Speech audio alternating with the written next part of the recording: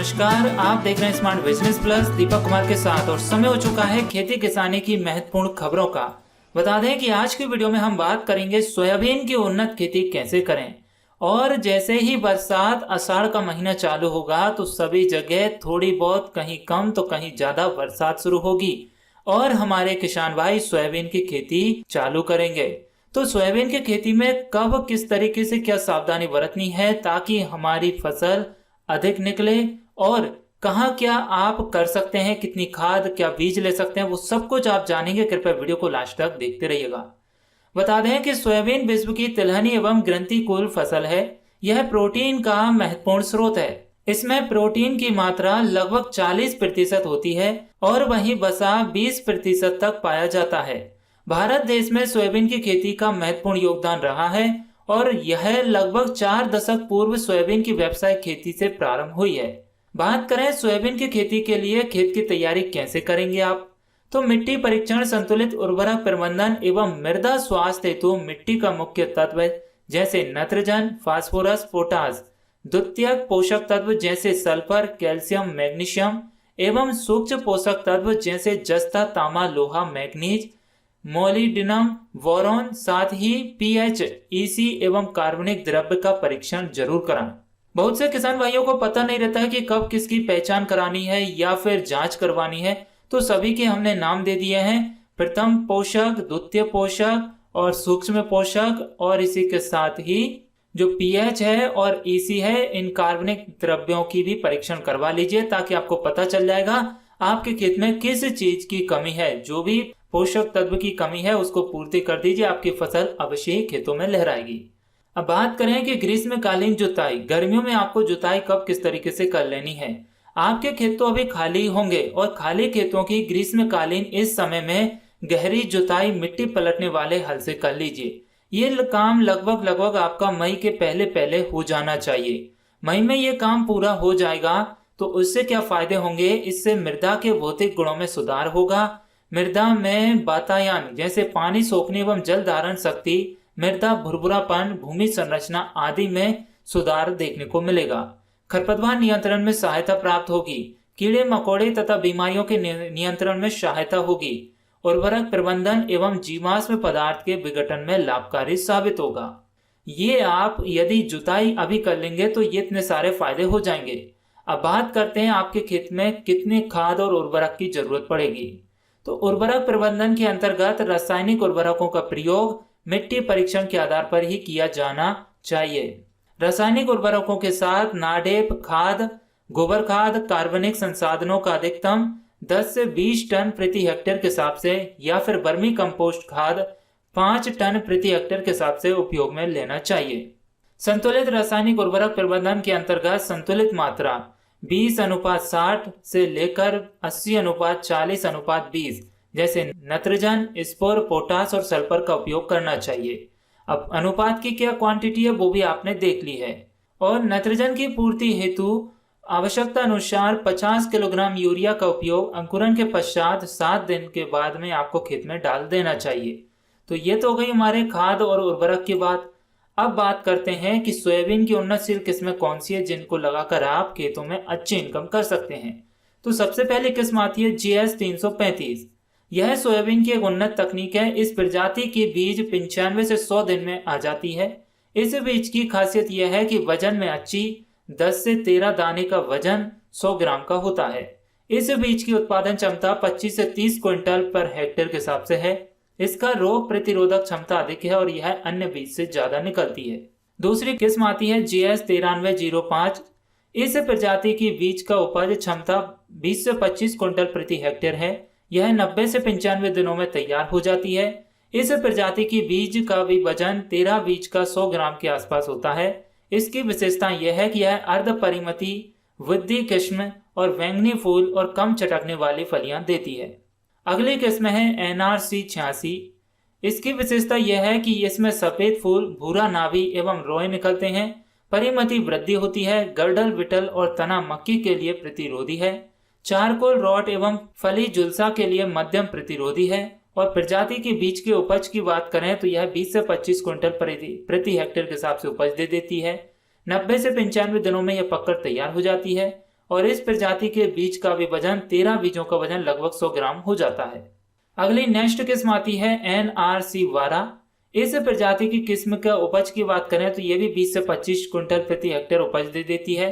90 से 95 दिनों में ये पककर तैयार हो जाती है। इस प्रजाति के बीज की वजन करें तो इसका भी 13 से 15 बीज का वजन 100 ग्राम हो जाता है। इसकी विशेषताओं की बात करें तो यह परिमिति वृद्धि, बैंगनी फूल, गड़ल विटल और तना मक्खी के लिए सहनशील और पीला मोजेक प्रतिरोधी होता है।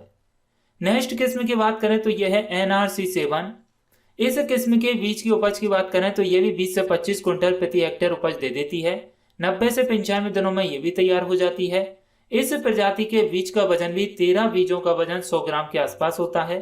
इसकी विशेषताएं भी परिमिति वृद्धि, फलियां चटकने के लिए प्रतिरोधी, बैंगनी फूल, गटल विटल और तना मक्खी के लिए सहनशील होता है। अगली किस्म है GS 9560। इस प्रजाति के बीज की उपज की बात करें तो यह 20 से 25 क्विंटल प्रति हेक्टेयर उपज दे देती है। यह 80 से 85 दिनों में तैयार हो जाती है। इस प्रजाति की बीज का भी वजन 13 बीजों का 100 ग्राम के आसपास हो जाता है। इसकी विशेषताओं की बात करें तो अर्धबौनी किस्म, ऊंचाई 45 से 50 सेंटीमीटर, बैंगनी फूल और फलियां नहीं चटकने वाली होती है। अगली किस्म की बात करें तो GS 2029। इस प्रजाति की बीज की वजन की बात करें तो या उपज की बात करें तो 20 से 25 क्विंटल प्रति हेक्टेयर होता है। यह 90 से 95 दिनों में पककर तैयार हो जाती है। इस प्रजाति की बीज की वजन की बात करें तो 13 बीजों का वजन 100 ग्राम के आसपास हो जाता है।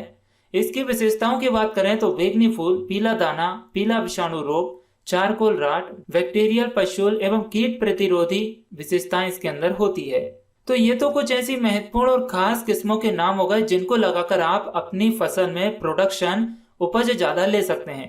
इसके अलावा भी बहुत सारी ऐसी किस्में हैं जो मार्केट में उपलब्ध हैं, लेकिन उनके प्रोडक्शन इतने ही होना चाहिए। जो ज्यादातर मार्केट में प्रचलित है, चल रही है, किसान भाई उपयोग में लेते हैं, वही नाम हमने आपके लिए बताए हैं। यदि इससे भी अच्छी किस्में हैं जो इससे ज्यादा प्रोडक्शन दे रही है तो आप हमें कमेंट करके जरूर बताइएगा। फिर अंकुरन क्षमता की बात करें तो बुआई के पूर्व बीज की अंकुरन क्षमता 70% अवश्य ज्ञात होनी चाहिए। 100 दाने 3 जगह लेकर गीली बोरी में रखकर औसत अंकुरन क्षमता का आकलन कर लेना चाहिए कि बीज का अंकुरन कितना होगा। उसी के अकॉर्डिंग आपके लिए बुआई करनी चाहिए। बीजोपचार की बात करें तो बीज को थायरम, कार्बनडाजिम 2:1 के 3 ग्राम मिश्रण अथवा थायरम और कार्बन ऑक्सीन 2.5 ग्राम अथवा थायोमिथोएक्स 78 WS 3 ग्राम अथवा या फिर ट्राइकोडर्मा विडी 5 ग्राम प्रति किलोग्राम बीज की दर से उपचारित करें।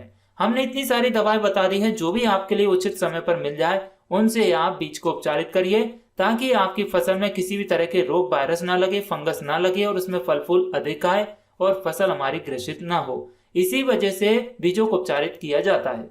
यदि जैव उर्वरक के माध्यम से देखें बीज को उपचारित करने के लिए तो बीज को राइजोबियम कल्चर, वेडी जापोनिकम 5 ग्राम एवं PSB स्पुरगोलक जो आता है 5 ग्राम प्रति किलोग्राम बीज की दर से बोने से कुछ घंटे पूर्व टीकाकरण कर लेना चाहिए। अर्थात अच्छे से उपचारित करने के बाद कुछ समय के लिए खुला छोड़िए, फिर आप इसकी बुआई करेंगे तो फसल में अच्छे से हो जाएगा।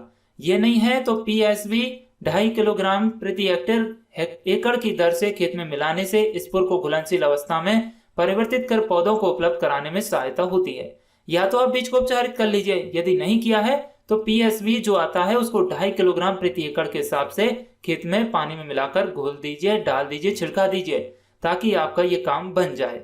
अब बात करें समय पर बुआई कब करना है तो जून के अंतिम सप्ताह से जुलाई के प्रथम सप्ताह के मध्य 4-5 इंच वर्षा होने पर बुआई कर देनी चाहिए। अब यदि आपके यहाँ पर पहले बरसात हो रही है तो आप पहले कर दीजिए, और बाद में बरसात हो रही है, लेट हो रही है तो आप बाद में करिए। तो वो डिपेंड करेगा आपके मौसम के ऊपर। बात करें कतारों में बोनी कैसे कितनी करनी है तो कम फैलने वाले प्रजातियों जैसे GS 9305, GS 9560 इत्यादि के लिए बुआई के समय कतार से कतार की दूरी 40 सेंटीमीटर रखनी चाहिए, और ज्यादा फैलने वाली किस्में जैसे GS 335, NRC 7 GS या 9752 के लिए 45 सेंटीमीटर की दूरी रखनी चाहिए।